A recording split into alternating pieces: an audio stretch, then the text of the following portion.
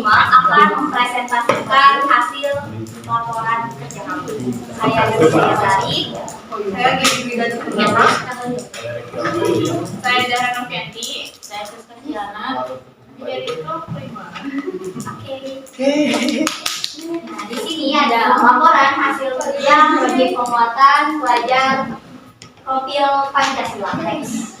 Profil pelajar Pancasila itu merupakan sejumlah ciri karakter dan kompetisi yang diharapkan untuk diraih oleh peserta didik yang didasarkan pada nilai-nilai luhur Pancasila. Kemudian di sini ada 6 dimensi yang mendukung profil pelajar Pancasila. Yang pertama adalah beriman, takwa kepada Tuhan Yang Maha Esa dan Beragama Buddha. Yang kedua berkebinekaan global. Yang ketiga gotong royong. Yang keempat mandiri. Yang kelima itu adalah bernalar kritis. Dan yang terakhir itu adalah kreatif. Untuk elemen yang pertama beriman bertakwa kepada Tuhan Yang Maha Esa yang berakhlak mulia. Yang pertama adalah akhlak beragama, akhlak pribadi, akhlak kepada manusia, akhlak kepada alam, akhlak kepada bernegara. Kemudian untuk berkebinekaan global, elemennya terdiri dari mengenal dan menghargai budayanya, kemampuan komunikasi interkultural, dan berinteraksi dengan sesama. Kemudian ada refleksi dan tanggung jawab terhadap pengalaman kebinekaan. Yang ketiga itu ada mandiri. Yang terdiri elemennya itu ada kesadaran akan diri dan situasi yang dihadapi dan regulasi diri. Kemudian untuk bergotong royong, elemennya itu terdiri dari kolaborasi, kemudian ada kepedulian dan berbagi, dan ada bernalar kritis. Elemen itu terdiri memperoleh dan memproses informasi dari gagasan, kemudian menganalisis serta mengevaluasi pendengaran, merefleksikan pemikiran dan proses berpikir. Kemudian kreatif itu adalah menghasilkan suatu karya ataupun gagasan. Di sini ada konsep sekolah 5R. Yang pertama ada ringkas. Ringkas yaitu membedakan antara barang yang diperlukan dengan yang tidak diperlukan tersebut. Kemudian yang kedua ada rapi. Rapi adalah menata barang yang diperlukan pada tempat yang memudahkan untuk segera mengambil barang tersebut. Yang ketiga ada racing, adalah menjaga lingkungan kerja dari seluruh barang dalam keadaan yang bersih. Yang keempat ada rawat, yaitu memelihara lingkungan yang sudah ringkas, rapi, dan bersih sepanjang waktu dengan membuat standar operasional prosedur yang diketahui, dipahami, dan dilaksanakan semua warga sekolah. Dan yang terakhir ada rajin. Rajin adalah membuat 4R sebelum menjadi kebiasaan untuk pengembangan yang berkelanjutan. Rajin berhasil mempertahankan standar prosedur yang telah ada untuk menjalankan ringkas, rapi, bersih, dan rawat secara berkelanjutan. Konsep 4R dalam menciptakan sekolah 5R. Yang pertama ada reduce, yang artinya mengurangi sampah. Contoh dalam kehidupan di sekolahnya mengurangi sampah kemasan dengan membawa tempat makan dan minum dari rumah. Yang kedua ada reuse atau menggunakan kembali. Contoh penerapannya menggunakan kembali botol plastik, bekas minuman yang dijadikan suatu karya seperti tanaman, rumah pensil, atau celengan. Yang ketiga ada recycle, yaitu daur ulang. Atau penerapannya daur ulang sampah organik seperti daun kering menjadi kompos. Kemudian daur ulang sampah organik seperti botol plastik bekas menjadi kursi plastik. Yang keempat ada replace atau mengganti, seperti mengganti kantong plastik dengan tas dari kain yang dapat digunakan kembali.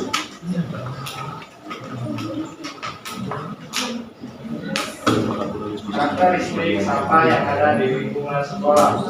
Pertama, anorganik, yang kedua anorganik, yang ketiga logam, yang keempat limbah domestik, dan yang kelima berbahaya.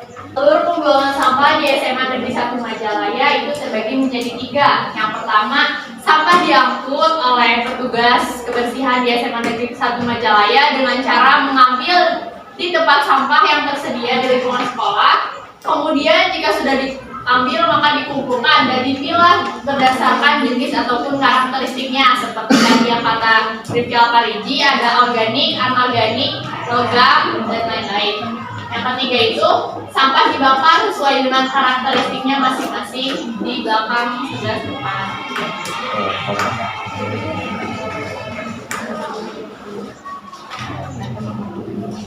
Sesuai informasi yang kami dapat pada hari kemarin, biasanya abu bekas pembakaran sampah organik di sekolah SMA Negeri 1 Majalaya itu dijadikan sebagai pupuk kompos untuk memenuhi kebutuhan tanaman-tanaman yang ada di lingkungan sekolah. Serta menurut informasi yang kami dapatkan, sekolah SMA Negeri 1 Majalaya itu per harinya bisa sampai mendapatkan 10 sampai 15 bungkus kresek besar sampah per harinya.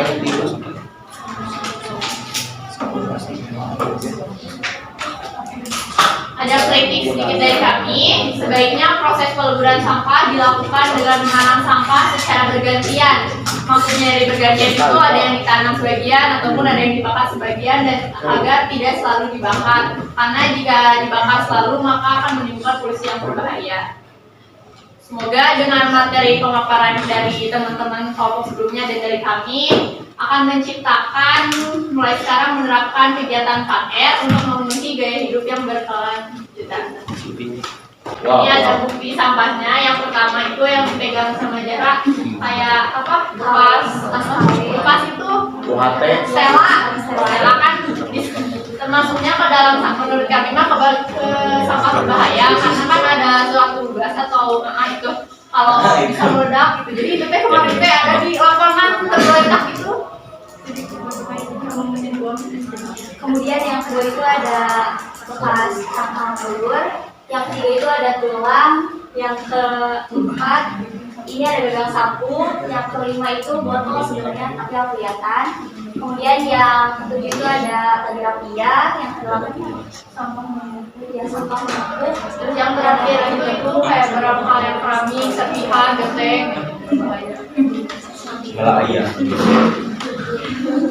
Nah ini dari hasil pengamatan kita beberapa lingkungan yang kita amati.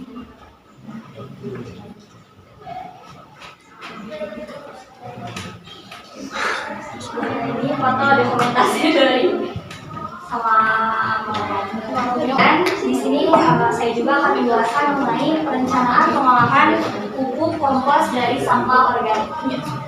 Dari Negeri 1 Majalaya perharinya bisa menghasilkan sampah hingga 15 biji.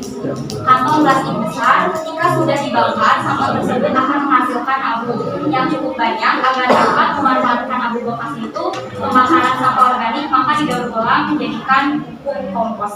Ya, yaitu untuk memanfaatkan abu menjadi pupuk kompos yang bisa menjaga keberlangsungan hidup berkelanjutan dan bisa mendaur ulang sampah.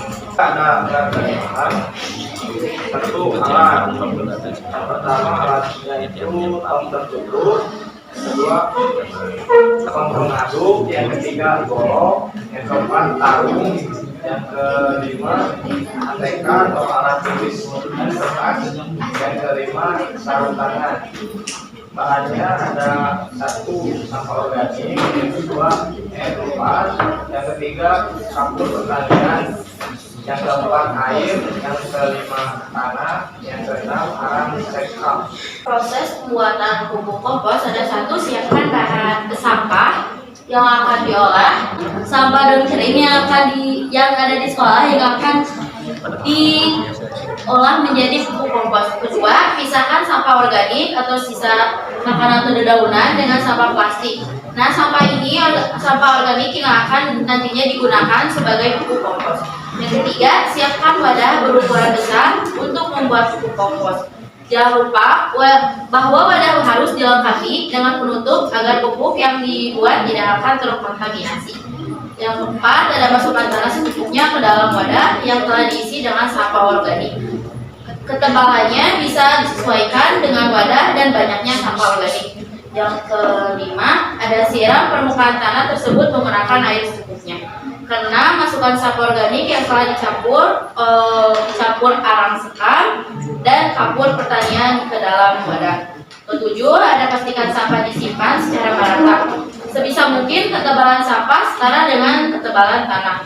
Yang kedelapan, ada siram dengan air yang telah bercampur PM4. Kesembilan, masukkan lagi tanah ke dalam wadah. Hal ini tanah berperan sebagai penutup sampah. Kesepuluh, ada tutup wadah dengan rapat dan biarkan sekitar 3 minggu. Tapi ada juga yang sebulan dan ada juga yang 2 minggu. Saya perhatikan dalam membuat pupuk kompos, yaitu pastikan wadah pembuat pupuk kompos tidak terkontaminasi oleh air hujan dan hewan. Yang kedua, pastikan juga wadah tak terkena paparan sinar matahari.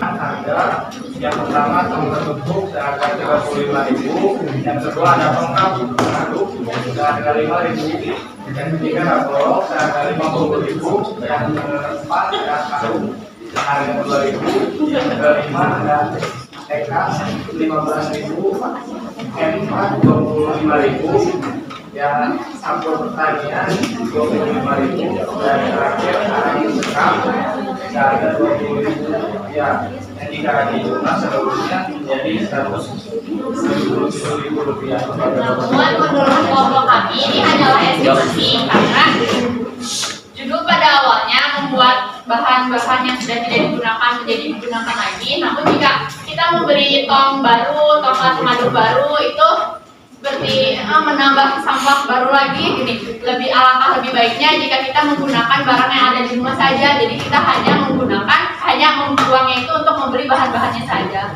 Kita ada kesimpulan proses pembuatan pupuk. Kompos yang dihasilkan dapat digunakan untuk memupuk tanaman yang ada atau sebagian bahan campuran media tanam dalam pot. Penggunaan kompos bermanfaat untuk menjaga kesehatan akar serta membuat akar tanaman mudah tumbuh. Pupuk kompos ini merupakan pupuk yang paling aman pada lingkungan karena terbuat dari bahan organik dan prosesnya menggunakan mikroorganisme atau fermentasi. Assalamualaikum warahmatullahi wabarakatuh. Waalaikumsalam warahmatullahi wabarakatuh. Sebelumnya perkenalan dulu terlebih dahulu, saya Jahan Novianti. Saya Elis Fitriasari, saya Husna Nova, Saya Caska Kirana. Saya Gaby Dugati Purnama. Berdasarkan hasil diskusi kami tadi, kami telah menyimpulkan atau membuat beberapa materi mengenai perencanaan gaya hidup berkelangsungan di masa depan. Pengelolaan sampah. Pengelolaan sampah adalah pengumpulan, pengangkutan, pengelolaan, mendaur ulang dari material sampah yang bertujuan untuk meningkatkan kesehatan masyarakat dan kualitas lingkungan serta menjadikan sampah sebagai sumber daya yang mempunyai nilai ekonomi. dengan mengelola sampah sendiri misalnya, sampah organik diolah menjadi kompos yang bermanfaat bagi tanaman dan dapat mengurangi jumlah sampah di sekolah. Misalnya dengan kegiatan yang dilakukan kemarin, yaitu dengan mendaur ulang sampah daun kering menjadi pupuk kompos. Nah, melakukan nggak apa itu ekobrik? Nah, di sini ekobrik itu adalah hubungan timbal balik antara makhluk hidup dan alam sekitarnya ataupun dapat diartikan sebagai bata ramah lingkungan. Jadi ketika kita sudah mengumpulkan banyak botol yang berisikan sampah ini, bisa dijadikan suatu rumah dari botol tersebut. Untuk proses-proses, yang pertama itu pilah dan bersihkan sampah plastik. Yang kedua, sediakan botol bekas, air mineral dalam jumlah banyak. Yang ketiga, menggunakan tongkat untuk memasukkan plastik ke dalam botol. Yang keempat, padatkan sampah plastik. Yang kelima, kemudian timbang setiap ekobrik dan simpan ekobrik di tempat teduh. Yang keenam, susun semua ekobrik hingga menjadi padat seperti ini. Tahu ya? Nah, Daur ulang. Daur ulang sampah adalah kegiatan mengolah kembali sampah atau produk habis pakai menjadi produk baru yang bermanfaat. Contohnya yaitu pot tanaman, kursi, tempat pensil, dan hiasan. Berkelanjutan bagi siswa, yang pertama mengurangi penggunaan plastik dengan membawa tempat makan sendiri dan tempat minumnya dari rumah. Yang kedua, memilah sampah seperti sampah organik, anorganik, dan berbahaya. Yang ketiga, penghijauan. Dan yang keempat, mengganti tas plastik dengan tas kayu. Itulah tadi yang dari kami sesuai bagi di lingkungan sekolah cara mempergunakan sampah di masyarakat kita di sekolah untuk memikirkan juga dampak di masa depannya. Namun jika di rumah juga kita sekarang mah udah banyak kayak sampo dan sabun juga menggunakan yang dari tumbuhan gitu, tidak menggunakan bahan kimia karena bisa merusak lingkungan. Mungkin untuk tambahannya, salah satu gaya hidup yang berkelanjutan yang kita harapkan itu sekolah bisa meningkatkan kembali gaya hidup itu adalah penghijauan supaya sekolah lebih asri kemudian. Kami juga mengharapkan kalau kegiatan membuat pupuk kompos itu tidak dilakukan hanya kemarin saja, namun dilakukan secara rutin di hari berikutnya supaya limbah sampah yang ada di sekolah itu terus bisa diolah. Cukup sekian presentasi dari kami kelompok 5. Mohon maaf bila banyak kesalahan dan juga kekurangan. Wabillahi taufiq wal hidayah. Wassalamualaikum